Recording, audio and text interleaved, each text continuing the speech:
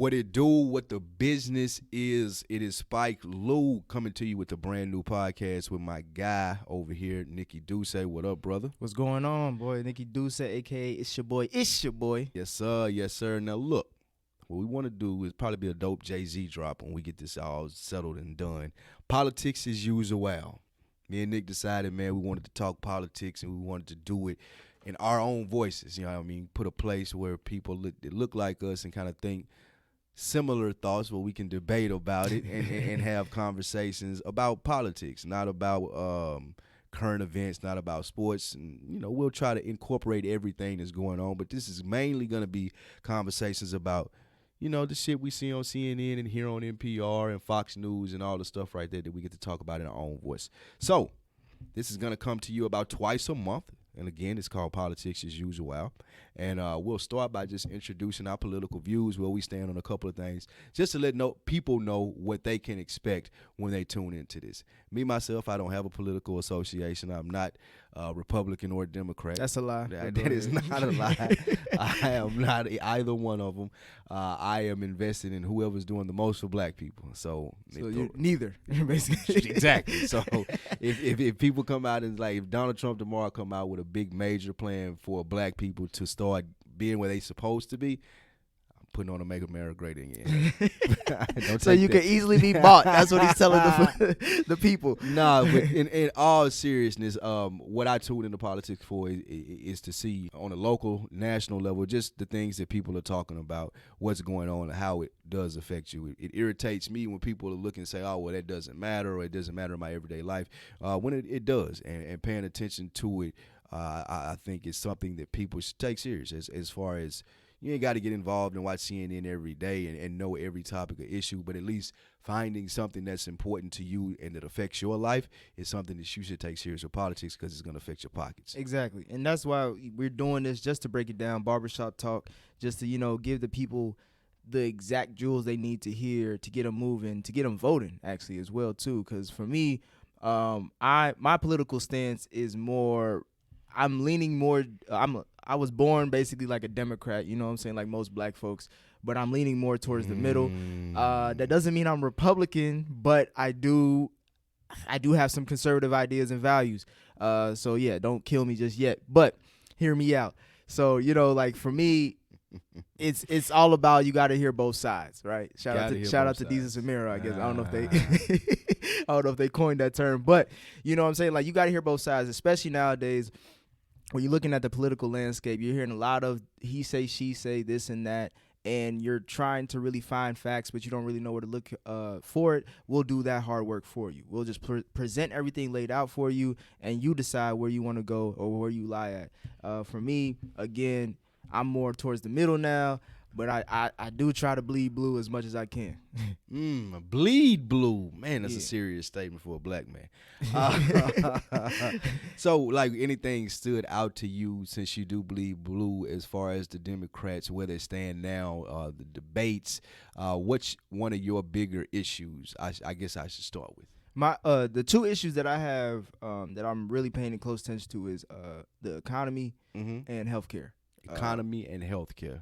Okay. Right now, business-wise, the economy covers so much, but mostly specifically, I'm thinking about black economy, black business. How are we getting more black people business loans? Because I feel like we're lucky enough to be in the city of Atlanta to see a lot of black business flourish. I want to see that countrywide. And also just want to see how we can possibly get out of this debt that we have as a black community when it comes to. Are you talking about reparations, sir? I ain't talking about reparations, because I know that's a pipe dream, but I'm just saying as far as job development, job growth, there's other ways for black people to make money outside of entertainment. And I want us to promote that more. I want to see more growth in that. And healthcare, man. A lot of black folk don't go to the doctor, don't go to their hospital, don't get checked up on until it's damn near too late. And even when they do, they don't always get the best service. As we can hear now, we're seeing a lot of black women come out and say that they are being denied the rightful care that they feel like they deserve, and they should get that, no questions asked. So I'm more concerned about who's talking about those two things. And so far from the Democrat race is, even though I'm saying I bleed blue, I may have to damn near switch sides. Oh my God! It sounds like neither one of these motherfuckers is looking out for anybody. They just want to throw shots and shade and just get viral moments. Did you watch the last debate? Unfortunately, I did. Tom Steyer has reparations. I think that he may have some stuff that lines up with what you're talking about. No, he ain't a real candidate to me, so it don't really matter. I ain't gonna lie. I was looking at it. I've watched several debates. Like, I ain't just like tune in to this one. And he was talking. And I was like, man, who the fuck is that? Like, you did not. I seen him. And I was like, bro, like, I feel like I'm saying that every debate. Well, Bloomberg, in his defense, at least his commercials have been everywhere. So when he popped up, I wasn't as surprised as when I seen Steyer, and I'm like, what the fuck is this? What's going on? Even though he's popping up, it's not like it's something that you're familiar with. It's kind of like back in the day when Fonzworth Bentley would show up in a music video. It's like, I know who that is, but I have no idea why he's here. What he's doing. Or what he's about. That's a fact. I've been following the debates as well. I'm impressed at where Bernie stands. If we're talking about my issues, education is most important to me. I feel like some form of educational reparations and tying in the two, whether it be student loan forgiveness for black people, descendants of slaves, or college up to a doctorate degree, something that could be looked into. I haven't had a candidate say anything to that nature, but if I'm talking about what we see in front of us, Bernie Sanders, I feel like rightfully so, is in the front and leading. I did like Mayor Pete for a minute. What about Elizabeth Warren? She's been talking about getting these student loan debts taken care of and waived and shit. I never thought I'd say this, but Elizabeth Warren, she's not bad, but the thing is, she just got too many plans. Like, somebody with all these plans, I got a plan for that. Like, that's not going to beat Donald Trump. Like, all that planned shit, like, that ain't. Is that the main focus? Beating Donald Trump or doing right by the country? Well, I think that you have to start with beating Donald Trump. Like, the main focus is going to be who's going to be able to beat Donald Trump, and then how do we as black people get that person's ear? Or if we have to get Donald Trump's ear, how do we figure that out? What you mean? We already got it. We got Kim K right there. That's the blackest that is going to get. That's the blackest is going to get. Hey, it's connected to Kanye. That's connected. That's right. If y'all still rocking with him, he's connected to us. Do you think there's anything that black people can do to garner more attention for their vote? There's a couple radical ways. I'm not sure if they'll actually work. About killing people? No. Malcolm X. I just watched Killing Malcolm X, man. I'm sorry. You're too radical. I'm sorry. There's some disruptive how radical ways. are you getting? I'll say disruptive ways. Okay. We could pull our vote, which is what most people have always advocated for. Pull it? As far as we remove ourselves from the presidential race to see until let's see this cycle. Just like how we talked about with the NFL, with us not watching it. I think when it comes to, again, I know we make up the smallest probably population ethnically in this country. Right. However, we are very representative in just mass media or just in as a face of the country in general. I think we have a lot of buying power, even though we don't capitalize on it a lot. And I think we need to find unique ways to do that. Now, I'm not saying we should not vote, but I'm just saying there needs to be some type of radical message that's sent out to all the politicians on both sides, whether you're Republican or Democrat, that says that we are here and we need to be represented. We have a voice that needs to be listened to. I agree with that. I do think that there needs to be a mobilized movement in order to make our vote more effective. Exactly. I don't think that people should start or continue, I would say, to settle for I'm black and I'm a Democrat. You know, I think that there should be things that are tangible that we should start looking towards as to where if these things happen, then of course we'll vote for you. If they don't happen, then we won't. And until we start having the conversation of what those things are, which we'll try to do on this podcast, Politics as Usual, it's going to be hard to get them. Exactly. We can't just show up at the top booth and be like, oh, I like him. Exactly. I like him because he ran with Obama, or I like him because he's black, or I like him because he has $1 billion, or whatever it may be. The better the conversation be within our community and what we present to the people that are able to make it happen, then I think the better our chances are. So we have to figure out ways to do that. And that's why I've been package the presentation, leaning towards the middle, because as the middle. What does that mean? Well, growing up it was a divided household that I had. My mom was now you are of African descent. Yes. And most African men are conservative, right? I would say most Africans in general are conservative. Oh, That doesn't mean they're Republican, but they are conservative values. Donald Trump has high supportive ratings in Africa. Like, they like Donald That's Trump. West Coast. I'm only talking about the East Coast. All right? That's the East Coast, West Coast thing. Hey, it's always East Coast, West Coast. I promise you, every time, and I'm not being stereotypical here, but I guess I am since I had to say that. When I say something like that to an African person, they'll be like, oh, those are the people on the West. Or if they from the West, oh, those are the East Coast people. Like, y'all always deflected. It's a whole continent, bro. You can't represent everybody, all right? Just cause there's more than one kind of African. Exactly. Got it. Okay. We don't consider North Americans. Gotcha. North Americans. We say America. You from Canada. You from Canada. If you Mexican, you Mexican. All right. You're right. You're absolutely right. But yeah, it's a whole continent. So yeah, there's a lot of perspectives and views on politics.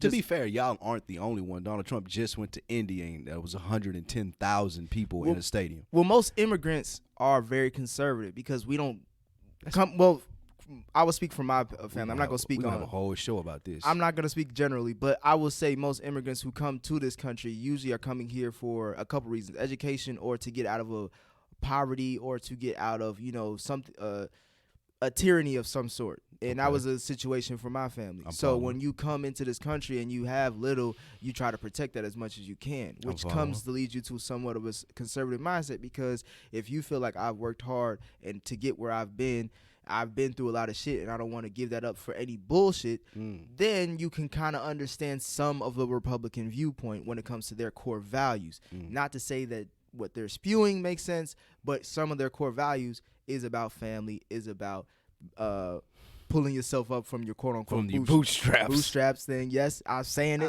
but it's the only thing I can really say at this point. Man. But because we're immigrants, we still black, at least when we're talking about African people. So we do get treated the same way as black folks in the country to a certain extent. Some people say it's better. Some people say it's worse. It's just your perspective. But we do have that standpoint of we are a minority. We understand that, and we understand that we're going to be looked at. When you look at the history of America, minorities don't get treated well at all, especially black folk. So, yes, we do come with that understanding. We understand that there are going to be some loopholes or just things we're going to have to just go through just to get a fair shake. So it's kind of like, a double-edged sword when it comes to exactly where our viewpoints are when it comes to we're with you or we're not. But for me, it's just like with my mom being more Democrat, more liberal, and my dad being more Republican, conservative, I've seen a balance of both, good and bad. And I still lean towards Democrat. But right now, like you said, Spike Lee, when it comes to what have Democrats done since the Civil Rights Movement, for black folks particularly, it's hard to say. That's fair. And I guess to the original point, what troubles me about immigrants favoring someone like Donald Trump is I feel like that the main narrative that I hear them say is, well, at least he tells the truth. And that couldn't be farthest from the truth as far as what he does. Yes. And I think that they fall under the guise of he's saying what we usually don't hear. I don't mean it's the truth. Exactly. And I think that immigrants have the luxury, and I use that term in air quotes for the podcast listeners, of not having the same experience that black people in America have. So we look at what Donald Trump is saying, and though it may not be the norm, we still see just a white man shouting. Yes. Like they see a white man like, he's not like the rest of them. Maybe there's a different opportunity here. In my opinion, I think that's how immigrants look at it. I don't think that's correct. Some do, but my family came in the 90s, so we've understood how America's been do black people. So my mom of course is against Trump, and I'm against Trump specifically as far as his rhetoric. Now, some of the policy he's done, I can't be fully against it because he's done some things as far as some form of prison reform with Kim K. I know we joked about it earlier, but that's actually a good thing as far as getting some black people off. I'm not gonna just throw that under the wayside. And also he lucked into that like he do everything. I know. We can. Donald Trump didn't have an initiative to say I'm gonna get these people out of jail. Like he lucked into. He got ASAP back. No, he did not. He didn't do that either. He didn't get LaMelo Ball back from China. Like what Donald Trump is great at is marketing, and I won't even say a businessman because I'm not sure how good his business practices are as far as what he sustains outside of real estate. He's great at real estate. Overall in business, I can't say. But what I will say is him being able to put himself at the topic of discussion and like what you said, latch on to Kim K's initiative, latch on to these popular things that keep people at least talking about him. Oh, you want to kneel in the NFL? Cool. I'm going to call you guys assholes and motherfuckers. And the people that love me, they're going to double down and love me even more. Like, he ain't got to spend $1 on his campaign to run against the Democrats now just based off the impeachment thing. Like, he's Teflon Don now. Like, the people that love him, this solidifies it for him. I'm getting out and I'm voting again because they try to take my guy out and he beat him. Look what he did to you guys. But at the same time, I feel like we put a lot of anger. When I asked you as far as, like, what are the Democrats' main purpose as far as is it beating Trump or to lead America in a better direction, it seems like all of our anger is focused on one man. When we know he's just the stem of the tree. For me, it's just he represents a lot of the bad that America has tried to bury or thought was over with when Obama ran his damn near decade term, and now we're seeing that to light. So I'm not really focused on Trump because I understand that he's gonna be out of here within the next few months. You know what I'm saying? Is he? He gonna get out of there. 4 years. He gonna get out of there. 4 more years. Either with assistance or without on his own grace, he's gonna get out of there. And my thing is, where do we go from here? We've seen some people say we've seen the best of the country during Obama, and we've seen some of the worst with Trump. So where do we go from here? So that's more my bigger thing as far as the future outlook for America. We have a lot of voices, but they ain't really saying much to me. I like that. That makes sense. A lot of that and more we're going to talk about on Politics as Usual. Before we close out, what stood out to you this week in politics? Like, what was a big story? A big story. I'm still very impressed with Bernie Sanders and his willingness to just keep grinding. I think just him. I think him and Killer Mike did something in Atlanta. Kill him, man. I hope it don't kill Bernie. And I ain't talking about them. I mean, like, old age. Like, he looked tired. He does, but he's still moving. You know, and he's been moving man. since. I know there's a lot of things you could criticize anybody. I mean, everybody's got faults and made mistakes, but the fact that I feel like he's trying to rectify them. I know he has a lot of socialist ideals to some people, but again, when we're talking about moving this country forward, we're gonna have to rebrand this whole thing because Trump did that for 4 years. True. So for me, I'm just very open-minded to Bernie. I hope that the Democrats can just open their minds and just let this shit happen because it was supposed to happen 4 years ago and they didn't let it happen, and that's why Trump is in office now, in my opinion.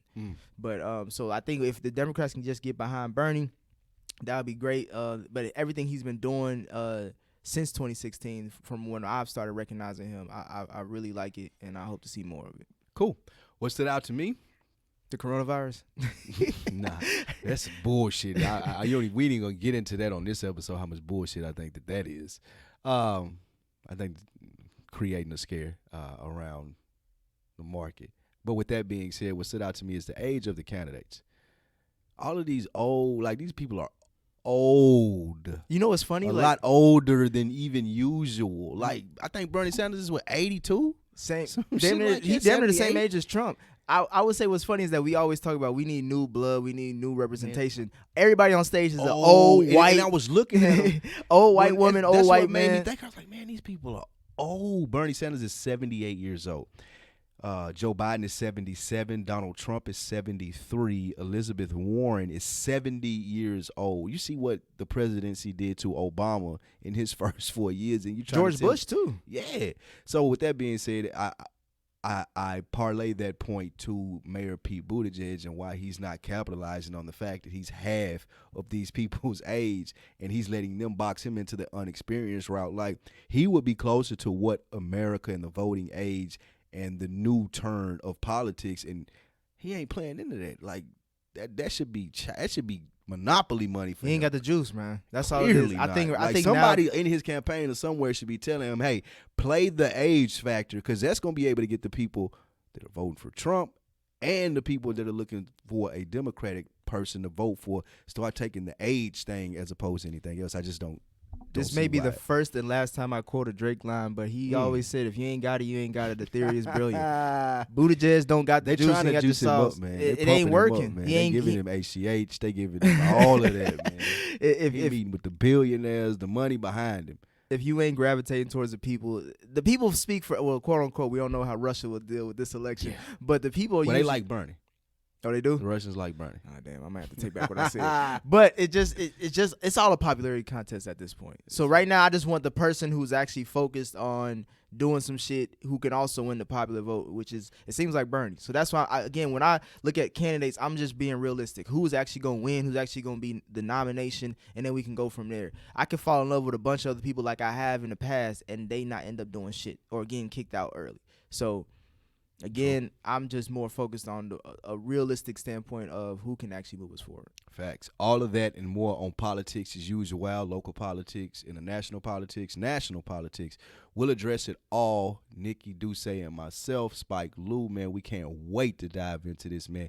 And we hope you guys will join us for the ride every other week starting in March. Politics as usual. Like, subscribe, all of that good stuff. Yep. You got anything to say on the way out? Not just make sure you stay aware on everything. I know we talk about a lot of research that's going on, and it's hard to find facts from fiction, but just do your best to do your due diligence when it comes to just come to doing like where side you stand, regardless if you're Republican, Democrat. Just make sure you do your due diligence when it comes to research, and we'll try to do our best to make sure we bring both sides together. Facts, man. And we are out. This is Politics as Usual. Peace.